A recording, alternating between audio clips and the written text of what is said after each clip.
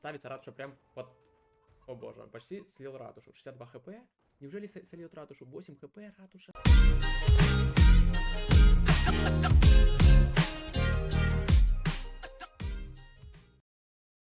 Как-то раз в один прекрасный день мой ученик Джей Коллерс как-то мне говорит: слушай, Ладушек, а что, если попытаться сыграть только испанскими крестьянами с их уникальной коронкой на супримаси, да, превосходство на жителей, которое делает их очень-очень сильными, но они все так же остаются жителями, и ими надо управлять вручную, они автоматически ничего не атакуют. Я что-то посмеялся и думаю, ну, конечно, мем-стратегия, наверное, да, мы можем попробовать, но это не рабочая стратегия, да, потому что, ну, врагам будет слишком легко это как бы контрить. Воинов не так сильно надо управлять, как крестьян, да и как, ну, только крестьянам играть. Ну, по-моему, это скорее прикол, и скорее мы сольем кучу рейтинга. Но это я так подумал про себя, но с другой стороны я подумал, блин, ну это интересно с точки зрения эксперимента. Как можно сделать эту, по идее, нерабочую стратегию, да, максимально ее оптимизировать и максимально сделать ее рабочей, да, вот, неважно, да, насколько она вообще рабочая, но сделать ее максимально оптимальной. Так вот, стартуем мы на рейтинге примерно 1300 на арене. Это какой-то там старый патч относительно. И у нас враг Хосе на славянах. Славяне, да, конечно, нация не самая приятная. Ну и, в общем, в чем загвоздка, да? То есть, с одной стороны, вам нужна коронка, соответственно, имперская коронка. То есть, нужны и импы, нужен и замок, а также ключевой апгрейд еще вот этот, саперы, которые делают плюс 15 атаки крестов против зданий и плюс 3 атаки против таранов, кстати, тоже. Кстати, раньше эта коронка, по-моему, то ли стоила золото, то ли еще, да, сейчас она не стоит золота. Ну, в общем, все эти коронки не так дешево. А самое главное, что нужны непосредственно крестьяне. Да. Ну, давайте смотреть, пока идет стандартное развитие, даже немножечко ускорим, посмотрим на нашего Хосе. У нас куриная аренка. В принципе, здесь, наверное, не было ничего такого crazy. В общем, идея как бы не умереть и успеть как бы сделать и крестьян, и импы, и все это к какому-то определенному таймингу. Потому что чем дальше тайминг, чем позже вы рашите крестами, тем это, конечно же, хуже, потому что вас просто переспамят военные юниты. Так, то, куриц мы берем обычным образом. Окей. В общем, давайте подумаем, какие нам апы вообще, в принципе, нужны. Конечно же, нам нужны тачки, чтобы крестьяне передвигались быстрее. Конечно же, нам нужна коронка, 650 ресурсов, да, много еды. И здесь тоже стоит 400 еды, то есть еды надо очень-очень немало. Ну, то есть практически вся экономика еда. То есть как будто бы у нас только одни минусы, да, надо куча еды, непонятно крестьян делать, какие-то же крестьяне должны еще работать. Как это будет работать?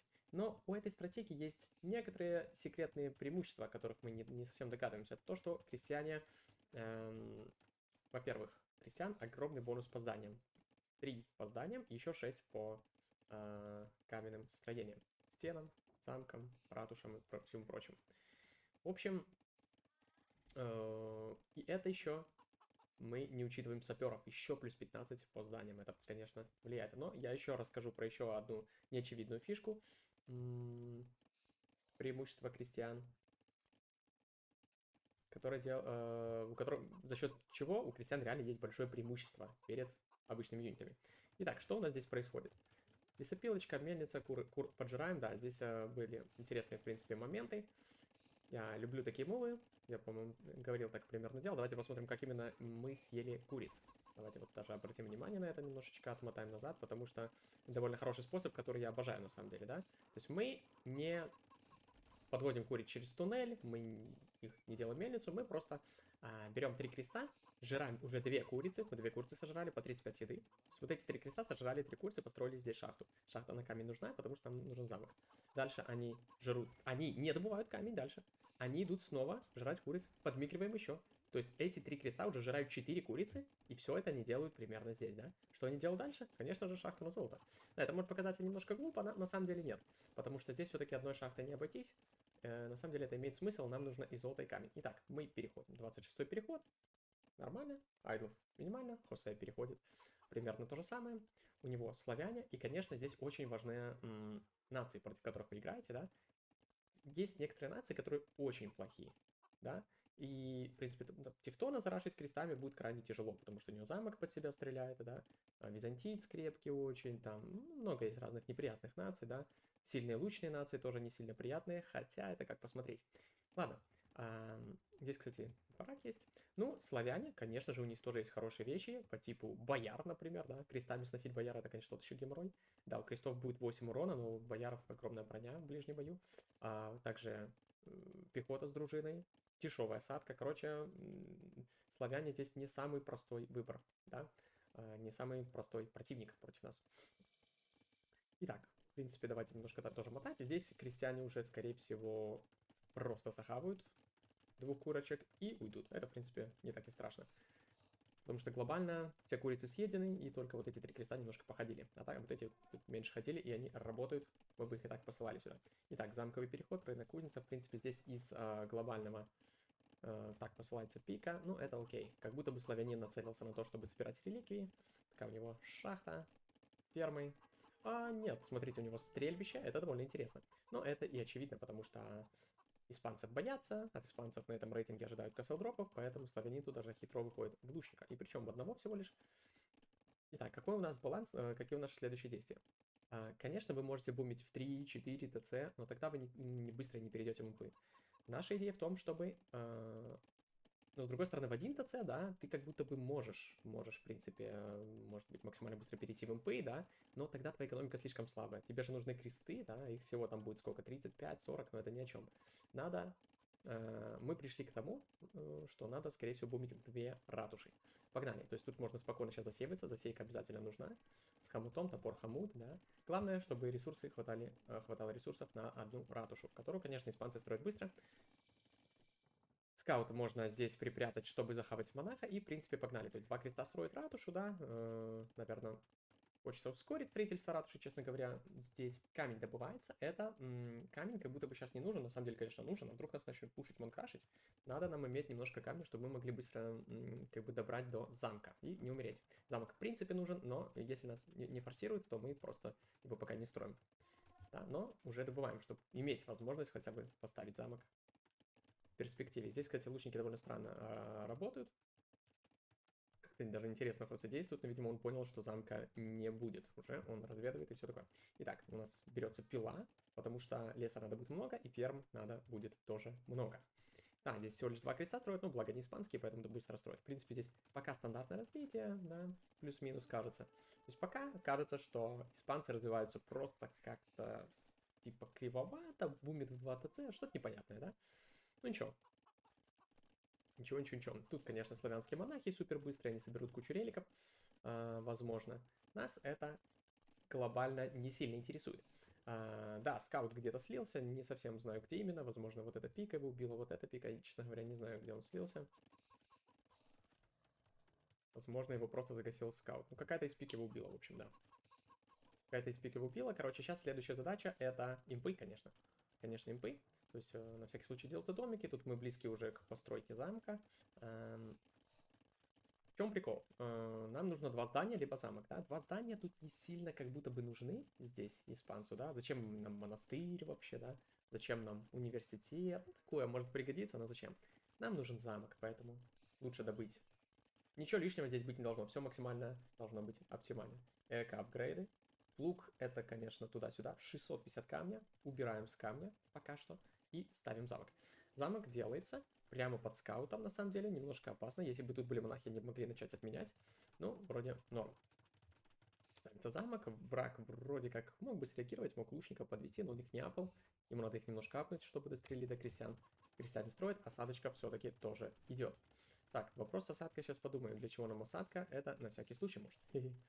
Здесь, конечно же, надо хитрить и как бы оппонента заставлять думать, что ты выходишь, допустим, в конкистадоров, например, да?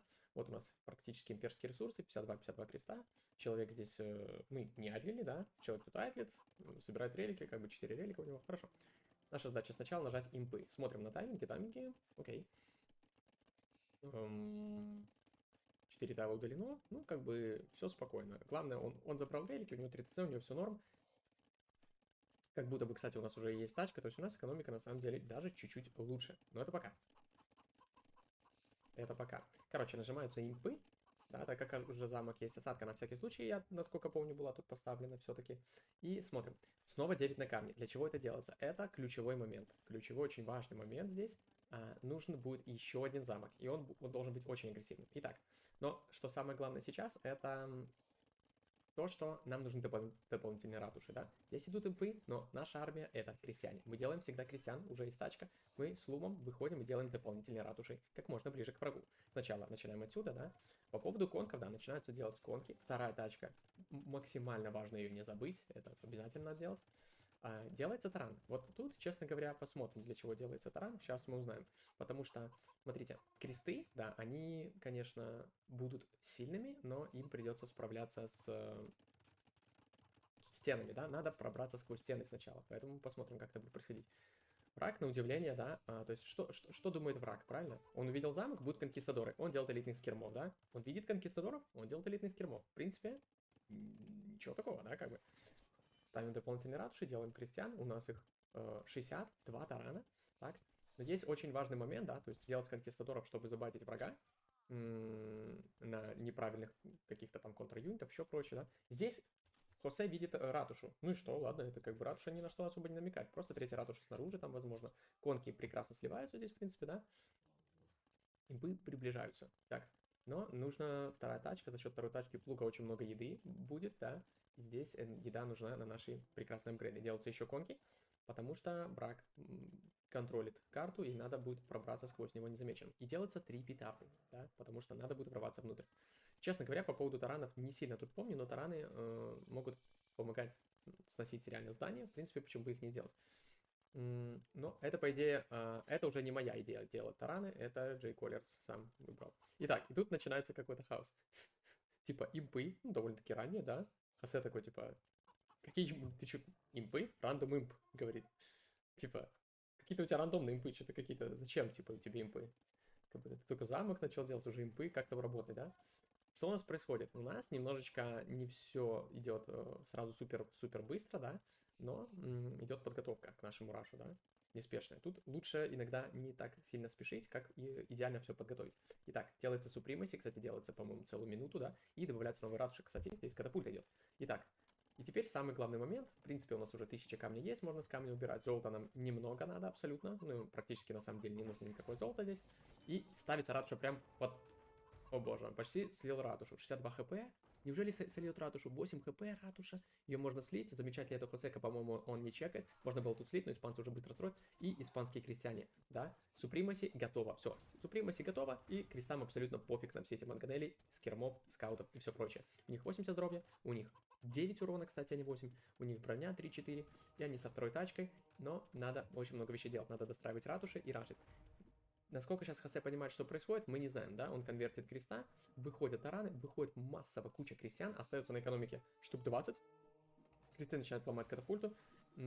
Чувак решил контролить, он боялся конкистадоров, но вышли тупо крестьяне. И он такой думает, что происходит? У человека уже импы и тут кресты, скорее всего, у него очень слабая экономика. Да, конечно, экономика очень слабая, но фишка в том, что тебе не нужна сильная экономика, чтобы делать крестьян. На самом деле, делать крестьян из 4 ратуш, да, можно делать на 15 фермах, потому что у тебя есть 2 тачки. Как 15 ферм, 15 на еде, остальные могут идти. Плюс есть запас еды с импов.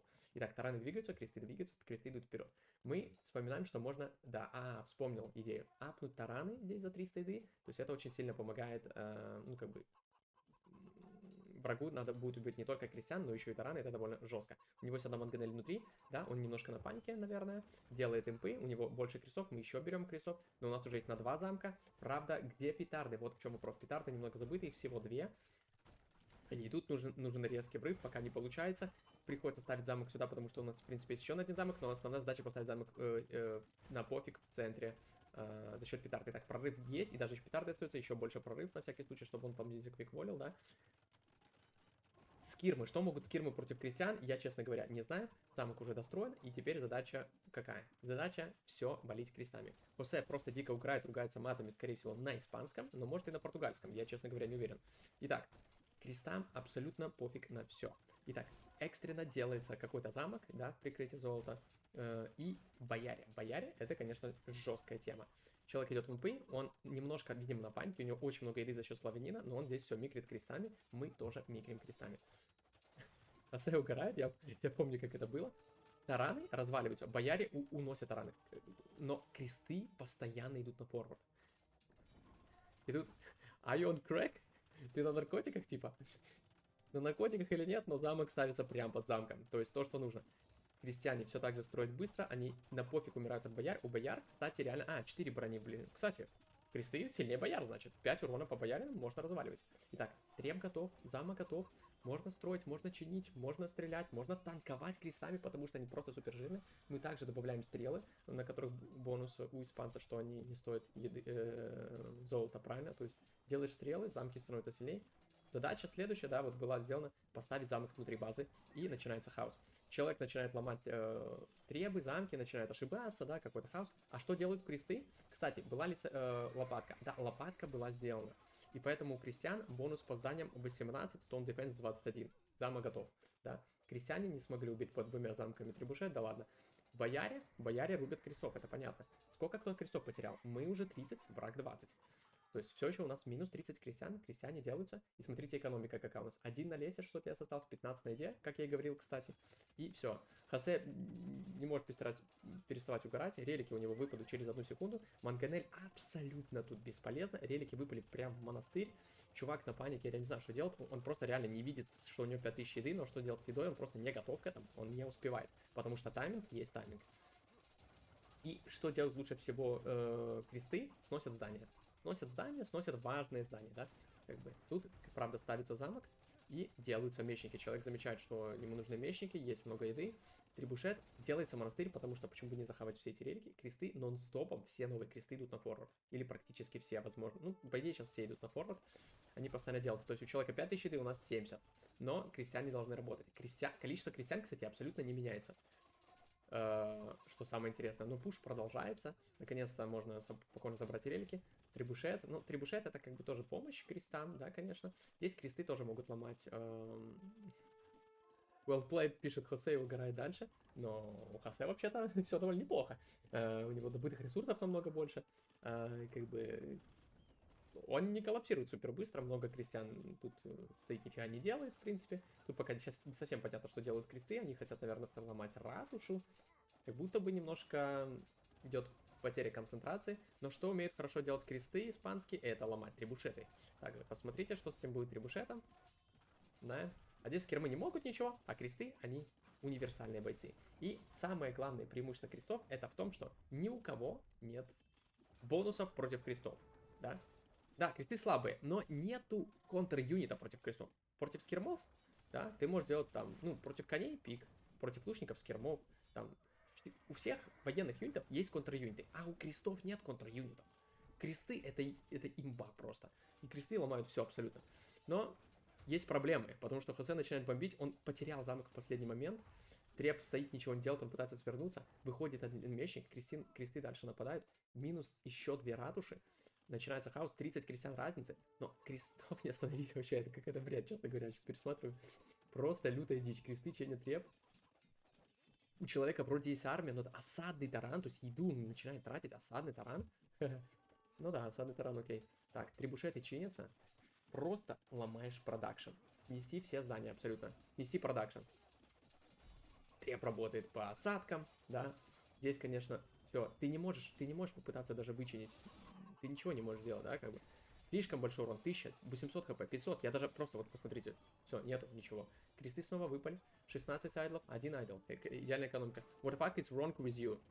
Да, тут начинаются небольшие, короче, ругательства, но это же как раз показатель того, что стратегия просто супер. Просто когда человек бомбит настолько максимально, что он использует все свои идиотские ругательства, потому что он просто не понимает, как он слил эту катку. Идеальную катку. Славяне на испанцев. В чем проблема?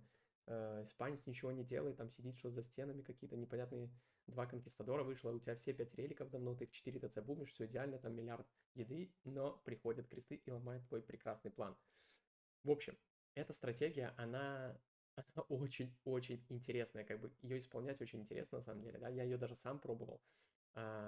Самое универсальное то, что, то есть армия. Какая у нас армия была? Был скаут, да, 2 петарды тактические, 4 отвлекающих дистрактед конкистадора, 5 таранов.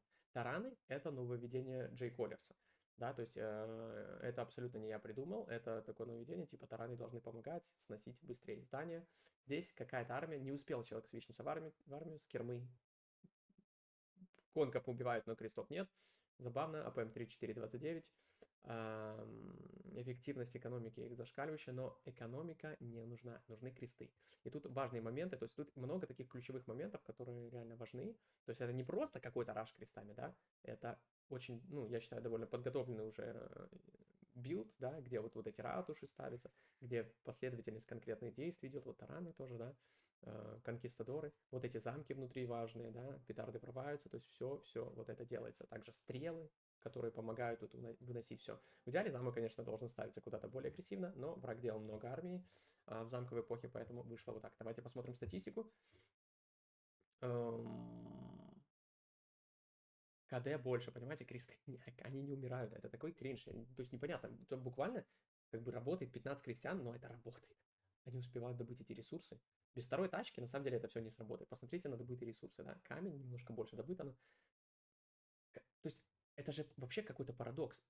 У тебя и так ресурсов добытых, ну, типа там в 1,5 раза меньше. Так ты еще и воюешь крестами. То есть ты, ну, ты и воюешь крестами, а как это вообще выигрывается тогда? А вот так вот, только кресты, ну, практически.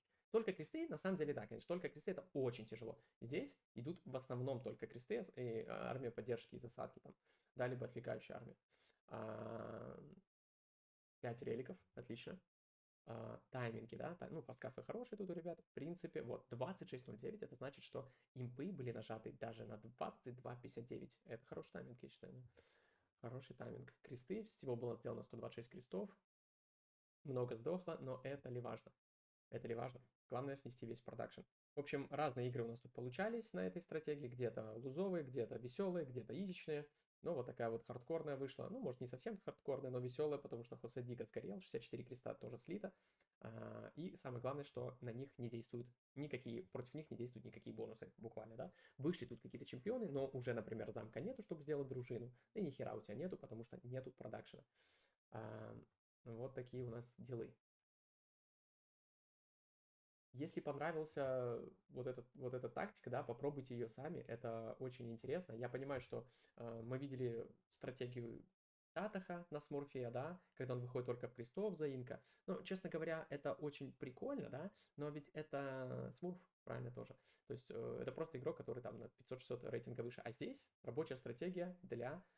Честно, вот мое мнение, это действительно рабочая стратегия для твоего же рейтинга. Может быть чуть-чуть хуже, да? То есть если ты условно 1500, ты можешь попытаться выиграть свой рейтинг 1500. Очень можешь, очень-очень-очень.